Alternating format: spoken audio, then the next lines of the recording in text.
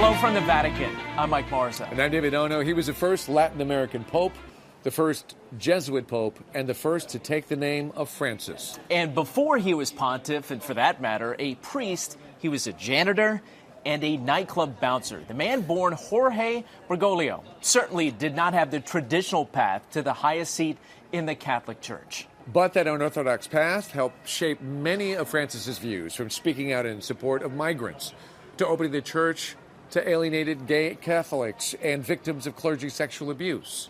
It is also what endears him to the tens of millions of people, which is why we have seen so many gather here at St. Peter's Square over the past few days to pay their final respects. The lines grew so long. This was a wonderful pope, and people are really sad. They snaked out of Vatican City into Rome, pilgrims from all over the world. I'm going back to Toronto, tell my son some of the things I've seen here. Spent hours waiting to say goodbye. You feel so small being here in the presence of all the people that is gathering from all countries. To Pope Francis. The Christie family came here on vacation from Red Bank, New Jersey. We didn't expect this. We booked a Vatican tour for later this week, not knowing, of course, anything like this was going to happen. A week filled with Italian food and fun. It's beautiful how everyone is here and everyone's so welcoming and patient with everyone's different emotions. Ended with a history lesson for their 7th grade son. Never take anything for granted, and you never know when it could be your last moment. Inside the basilica, the faithful passed by the Pope's simple wooden coffin. The Archbishop of New York, Timothy Cardinal Dolan, paid his respects. I bring your intentions with me, folks, and I said on your behalf, I offered some prayers for our beloved Pope Francis.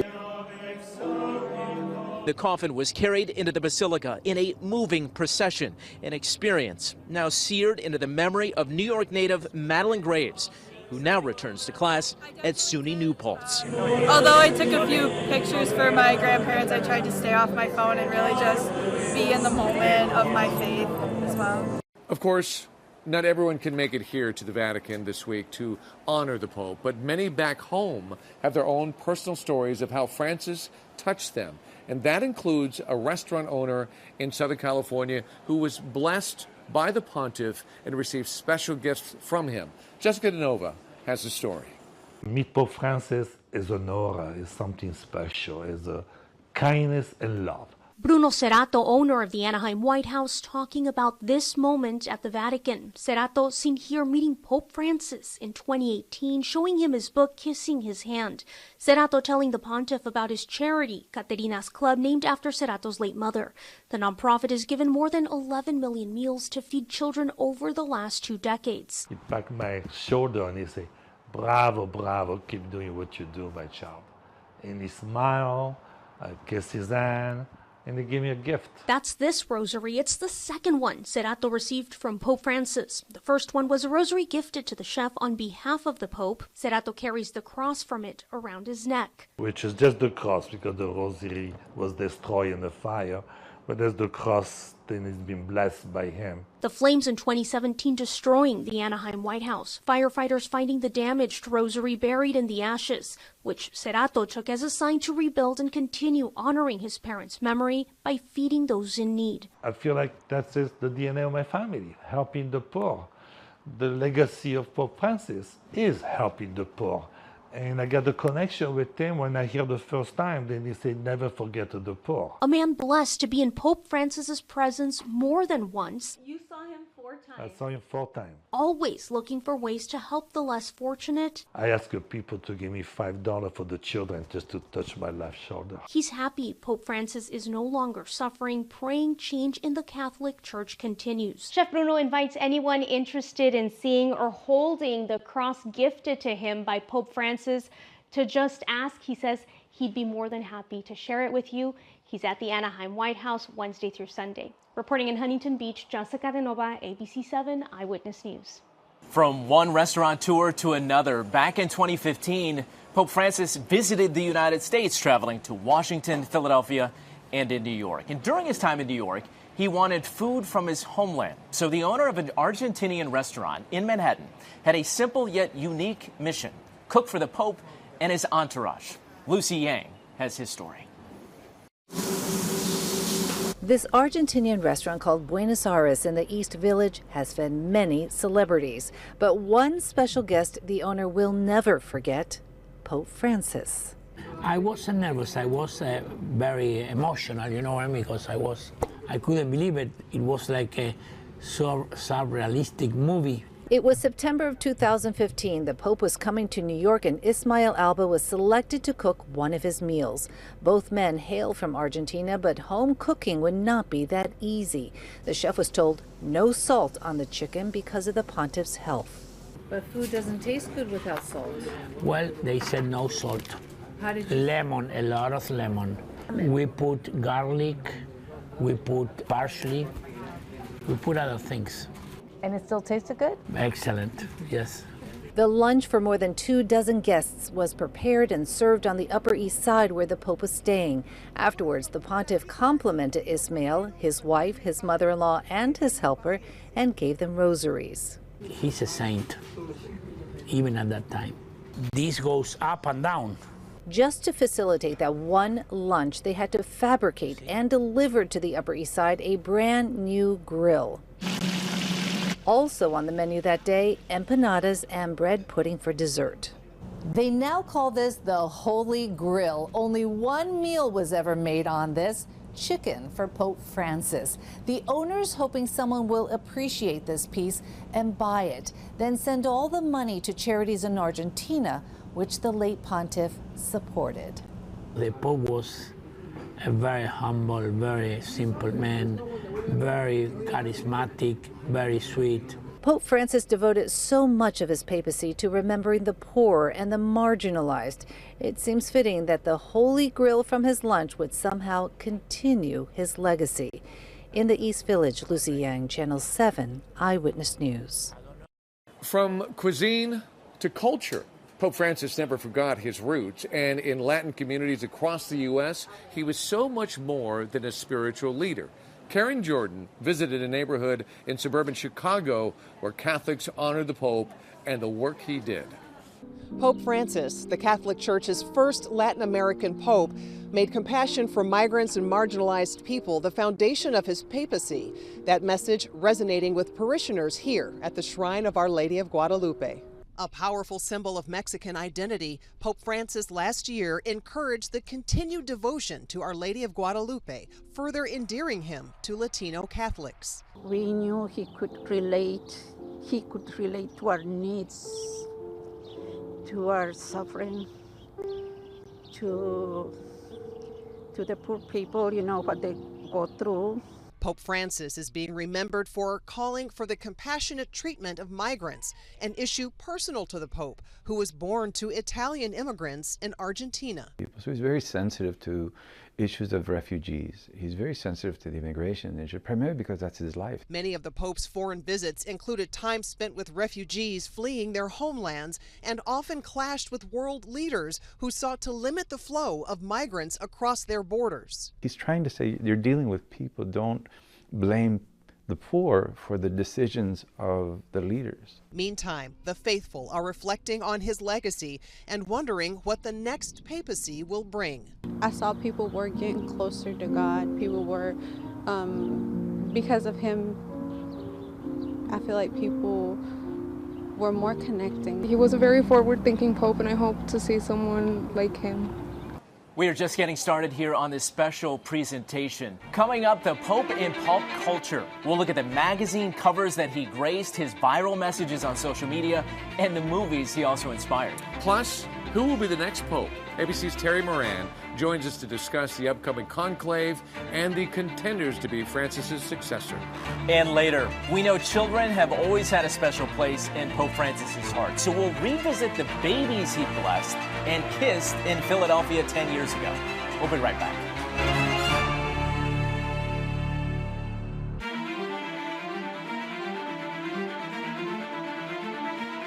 Welcome back.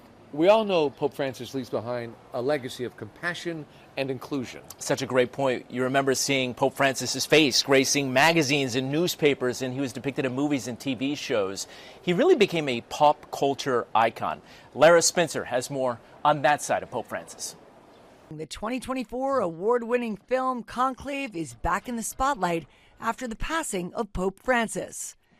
I think you should gather up the Cardinal's notes. With art imitating life and now life imitating art. Our new Holy Father will make a much better Pope than I would ever have done.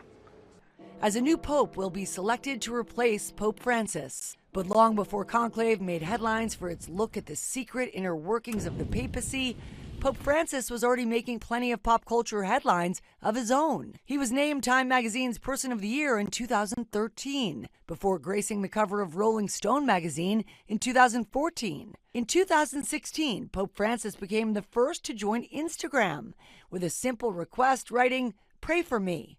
That post delivering 1 million followers faster than anyone had before him.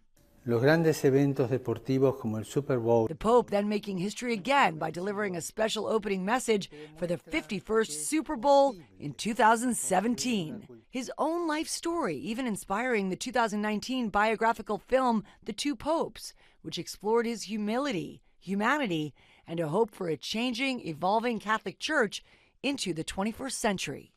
The right person. Church needs to change, and you could be that change. That was Lara Spencer reporting. Well, the movie Conclave got so much buzz, it got Oscar nominations. What about here in real life? It is a great movie, but is it accurate? So we talked to Terry Moran about that, as well as the real Conclave that's going to be coming up after the funeral.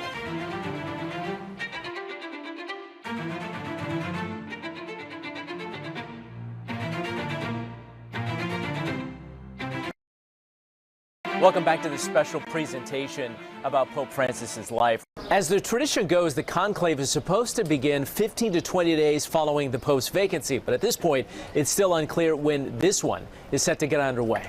It's an ancient tradition shrouded in secrecy. With the world watching, thousands gather in St. Peter's Square, waiting for that white smoke, heralding the election of a new pope. Extra omnes. Behind the closed doors of the Sistine Chapel, known as a conclave, the mysterious conference captivating Hollywood.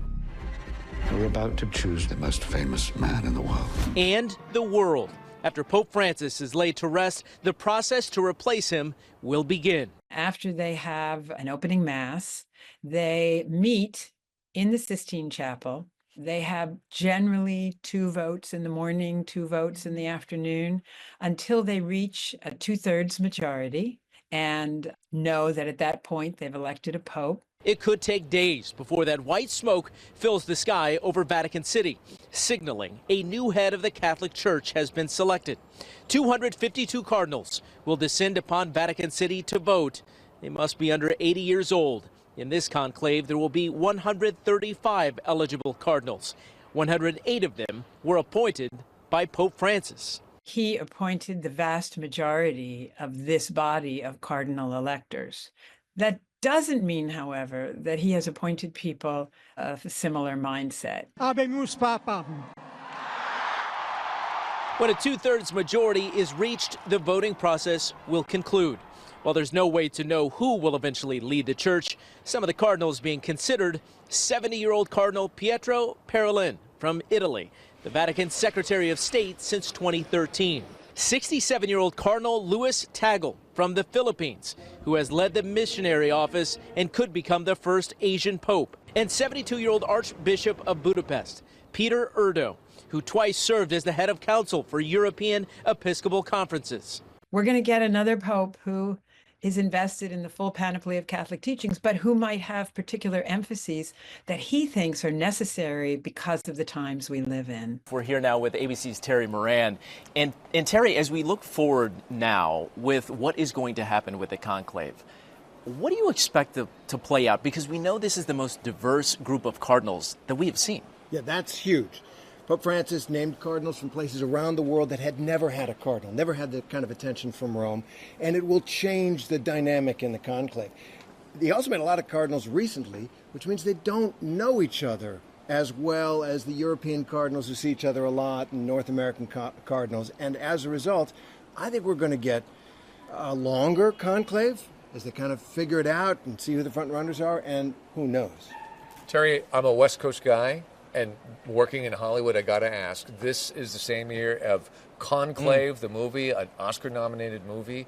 What are your thoughts on that movie? Do we learn something, and how accurate have you heard it is? Yeah, well, I love that movie. That was a great movie, fun to watch, and does get at something very, very real. There are factions in the church. They don't like it. It's not supposed to be, but it is. People who have different values, believe the church should go in different directions. Now, whether there's as much skullduggery as there is in that movie, there's not. But you do hear from time to time from Pope Francis himself. He gave an interview saying that when Pope Benedict was elected, he felt that he got votes, and he felt that people were trying to use him to block Benedict. And he said he wanted no part of that. So you do get a feeling sometimes of what's going on. It usually takes a while because they're sworn to secrecy, and it takes a while for it to seep out. So much playing out behind the scenes, obviously, in the Sistine Chapel that we won't see. Pope Francis appointed 80% of these cardinals. Do we expect the image of the next pope to sort of be molded after what Pope Francis was trying to take the church in as far as direction? Or what do we expect with the legacy that Pope Francis leaves behind now? Well, I think that old saying, every conclave corrects the mistake of the previous one. It tries to rebalance is what that means. But Pope Francis definitely made changes, more with his approach, his use of the office of papacy in a ministry of what he called encounter, getting down off the heights of power with the people. However, every pope has strong suits and not strong suits, and there will be disagreements. I wouldn't expect a Francis follower. I think they're going to want to rebalance it. Maybe somebody a little less off the cuff, a little more moderate. When it comes to drama, you can't get much better than the conclave. You've covered a few. What is your favorite moment? Oh, that's a great. When they come out, and you actually don't know until they say, and they have chosen Bergoglio or Ratzinger as the next pope, and this thrill goes through the crowd, and then that moment, what are they like? We all remember Pope Francis with that easygoing "Buonasera, good evening," and there was this odd kind of triumphant Superman moment that Pope Benedict, Joseph Ratzinger, had. He'd been so long in the toiling in the Vatican to finally get the top spot. I think you could see he was thrilled by it. Yeah, I'm struck with the people that came to Rome, that came to Vatican City, and people of all faiths really celebrating the person, even more so than the Pope, in Pope Francis. What does the church do now moving forward as we look to the next generation globally? How does the church find its place in the modern day? That's a great question. It's one that Pope Francis did try to answer by engaging a lot. He was one of those religious people who felt there was truth in many religions, and he said so.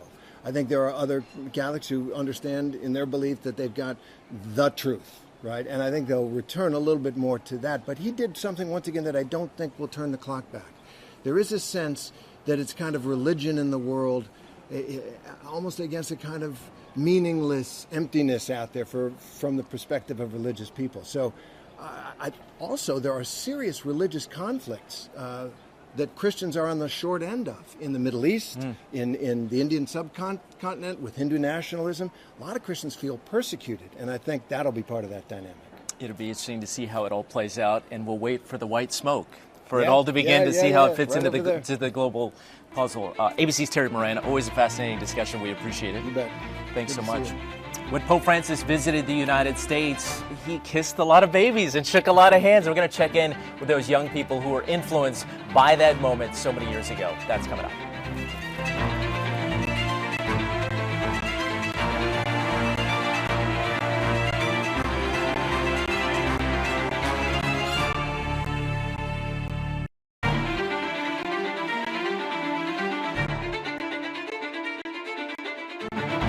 Welcome back. Earlier we mentioned Pope Francis and his visit to the United States 10 years ago. All those babies that he kissed rolling through the streets of Philadelphia, well, they're now 10 years old. It's amazing. And we caught up with those kids and their parents and have more in this report. 4-month-old Quinn Madden decked out in a tiny mitre. Soon-to-be 10-year-old Quinn Madden was too young to remember when Pope Francis came to Philadelphia. And I probably don't know who he is or anything about. Fortunately, her audience with the Pope was all caught on camera. Dressed as a mini Pope, Quinn and her family waited patiently for the papal parade to make its way past Independence Mall. As the Pope mobile drove past the Maddens, baby Quinn was plucked from the crowd.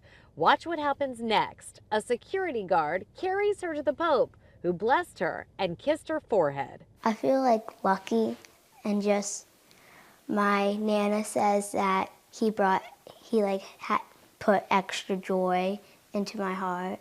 Several families brought their children to be blessed by the Pope. One kiss went to Gianna Grace Massantonio of Warrington. She was just a month old when she was diagnosed with an inoperable brain tumor. Her mother says his kiss gave their family the hope and strength to keep fighting, and incredibly, Gianna recovered. Her family says, "We will be forever grateful for his blessing and for the countless prayers and support that have surrounded Gianna's journey." The Massantonio family started a foundation for the love of grace to help children and families in need. Back in Yardley, Quinn turns 10 next month, and while she won't have an opportunity to meet Pope Francis again, she knows quite a bit about his legacy. Thank you for just being a good guy and doing all the stuff he did. Jessica Cartalia, Channel 6 Action News. Before we say goodbye, this is my third papal transition, and each one is so different. I'm so curious on what your takeaway is on this. It is interesting, David, when you think about it. I covered Pope Benedict's funeral, but he wasn't a sitting pope. This is a much different context. And from people all over the world, they're coming here, yes, to pay their respects, but for so many, this is about the historical experience. They're celebrating the life and legacy of the person, not just of the Pope. Absolutely. And it's a perfect way to leave it with you. Thank you for joining us. As the conclave gets underway, we hope that you stay with ABC News and your local ABC station as we continue to update on the latest developments. And we'll see what happens and wait for that white smoke to billow out of the Sistine Chapel chimney. For all of us here, be well.